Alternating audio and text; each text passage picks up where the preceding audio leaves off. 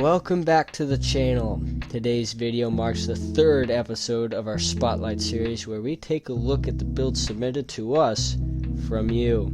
However, today's installment is a little different as this build did not come from a viewer. Instead, this creator has already been on the channel twice before. Of course, I'm talking about our most recent collaborator, intim305. This video has been a long time in the making, as me and intim305 have planned on releasing this video for well over 5 months now. When I first received the studio file for this model, I hadn't yet truly grasped the amount of work that really needed to make this model look good. So that's what me and intim305 talked about for well over 15 minutes. And yeah, we were able to talk about this model for a lot longer than that. I had to pare it down quite a bit. So, without further ado, here is intim305. So just take me through what you went through designing this model. Well, this general one has been on my mind for quite a while.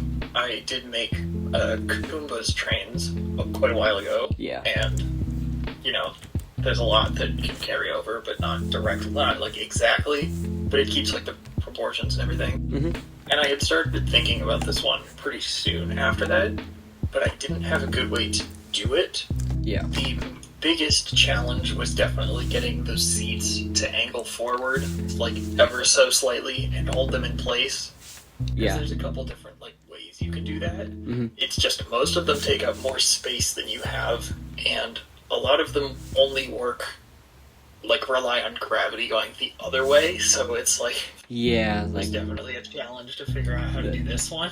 Yeah, the center of gravity is not your friend in this one. No, it's not, because then it also brings in the question of how do you hold it up? Because if the display stands on the bottom, then you have to brace it in one direction, but if the display stands on the top, then you have to hold it in a totally different direction. Yeah. I ended up going for the display stand on the top method. But And so that's why the one with the track on the top wouldn't really work in real life. Well, that one wouldn't really work because the wheel covers are flimsy. Yeah. Don't have any actual wheels. About the only way we could make that work is maybe connect the wheel wells to the track and make them static. Yeah, or you could if you're making it static, you have a lot of options. You could connect the top of the brake pads to the track pretty easily there with a transparent panel or two and be totally set. Yeah. And I'm interested to see how a model like this would translate to Banshee, where it has the vest restraints instead of just the old school over the shoulder ones. I have tried to do vests unsuccessfly. I'm interested to see how that went. I don't remember if I sent a screenshot of this one a while ago. Maybe I did. I think I told you about it. Which one was that? Oh wait, are you talking about a different train model? Yeah, different train model. I know which one you're talking about. Because it's not the one with the adjustable seats, it's the ones that, ironically enough, is a project that I think I released a few weeks ago. No, it is the one with the adjustable seats. Oh, it is the one with the adjustable seats. Because I know you were going to do something with that. Yes, I was, because that one has vests.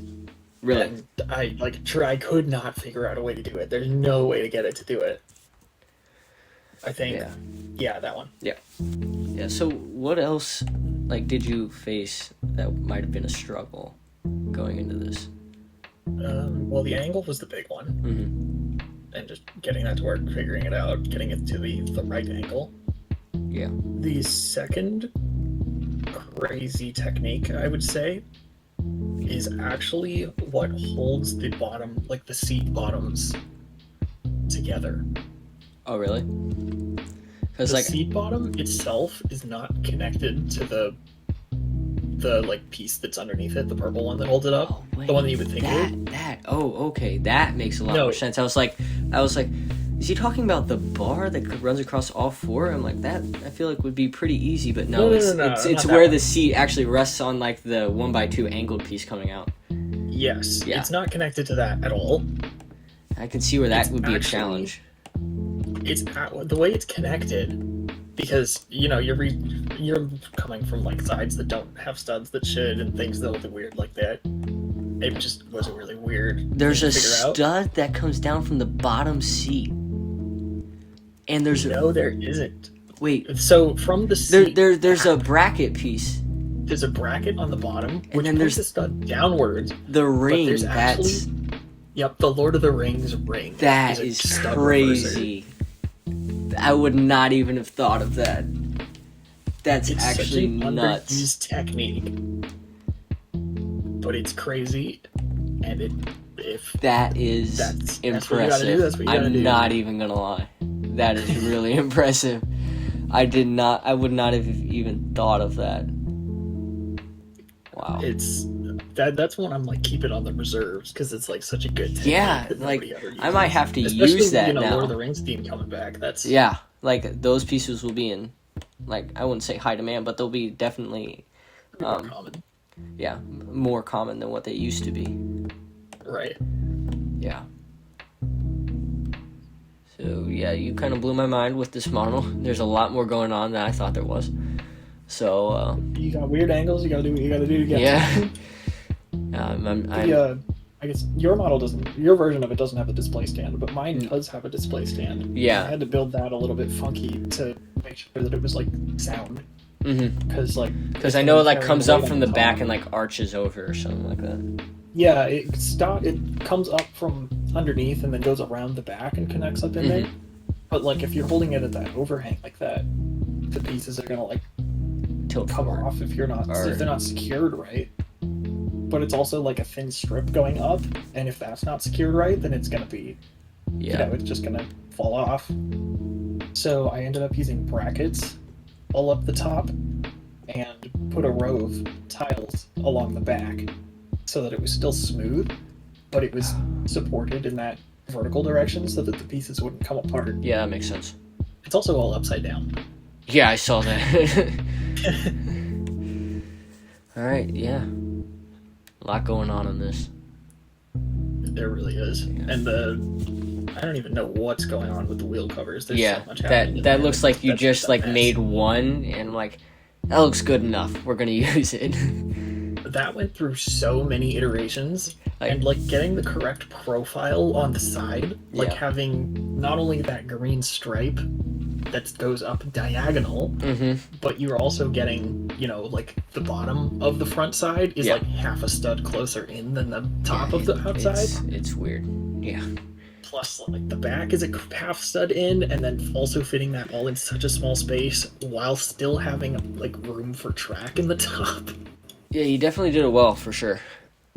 It's a mess. Yeah. And You're just I glad have to not be done with tested how it. sturdy- yeah, I have not tested how sturdy it is if you were to actually put it together. I mean, as long I as it think it sits holds on a together. shelf nicely, Yeah, it's all that exactly. matters, right? Try to do better than that, but Yeah. sometimes you gotta do what you gotta do. Yeah. Yep. So I think that about wraps it up, actually. Anything left to say? Of course. If I do have it built and everything, I'll post the reversible instructions, but other than that, no, I think we're good. Alright. Thanks for recording. Had a great time. Of course. See ya. Have a good one.